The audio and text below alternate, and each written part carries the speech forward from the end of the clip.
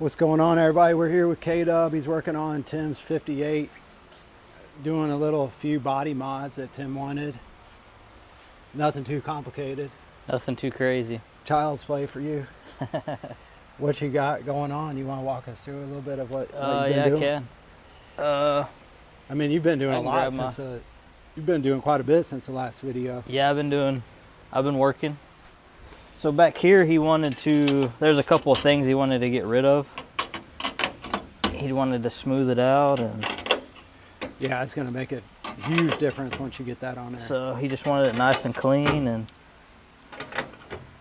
yeah, so as you see, the filler door was here. He wanted to get rid of that. So we're going to relocate it to inside the trunk. Yeah. And then, some holes and these little grooves. Lines.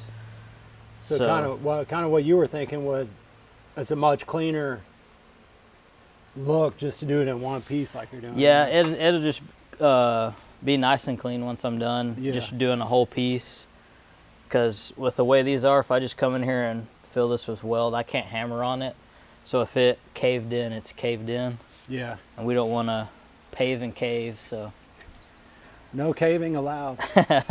Looks like you filled in two little guys there.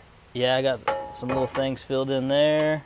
What was on there? I can't even remember. Was it like a little handle or something? So that was already off when the car got here.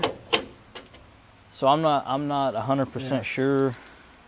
I don't know enough about these cars.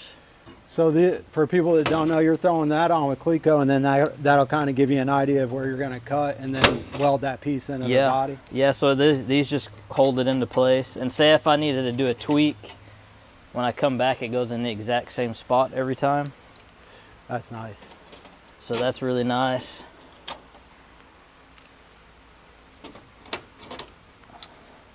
Yeah, so we did that. Antenna holes, he wanted to get rid of the antennas. Yeah, so we filled those in. Filled those in. I saw some holes up here you filled in. Yeah, so I believe these up here on the door were spotlights. Spotlights. Spotlights, yep. So I got those filled in as good as I could.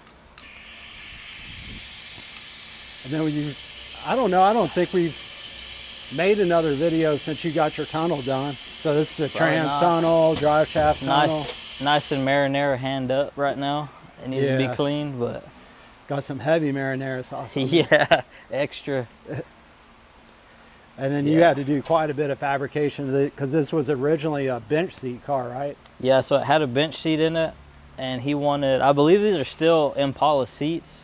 Yeah, they are. Yeah, they're just out of a later, I think like 62 something. But so I just a little modification on the mounts to get those bolted in, and then we're getting we got rid of the springs on the bottom, so I made a little pan for their foam to lay on. And then you could kind of see I don't think we've shown these little, we had to throw these boxes in here because the body's sitting down over the frame a little bit, right?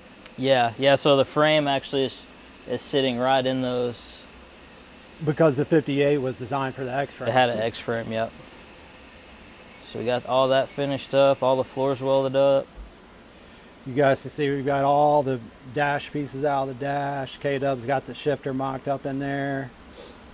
We're gonna get on the phone with Tim today and figure out center console placement. And kind of one of the last major fabrication projects is filling in the speaker hole that Tim wants to fill in. Yeah, so he wanted to get rid of that, so that's what I'm about to start working on. So we'll throw the time lapse up on K-Dub and watch him do that. I'll try and hop in and out and get some iPhone stuff. Yeah, so other than that, that's really all the fabrication pretty much. Finishing up that rear part and the dash right there. Yeah, we pretty much had, looks like the whole bot. We've got a couple interior pieces in here because Ron was over here. He's messing around with back seats right now. Yeah, so the rear seat, he had to make two separate seats instead of it being one bench because seat. Because of the tunnel, right? Because of the tunnel. Yeah. So that's what he's been working on, and he brings me parts and puts them somewhere and says, I need it welded, and I'll weld it where he wants it. You get it done. And you made one little floor patch panel down there. Let me see if I can zoom in on it. Yeah, there it is.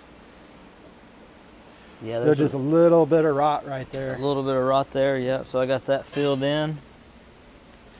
And then, I don't know, it might be the next video, but we've got Laser Tech's guy coming over to burn all the undercoating off the frame. We're just trying to get all the welding done before he gets over here on Thursday. And what I get, well, other than that, it's just the firewall, right? We're going to plug up a few of the holes on the firewall.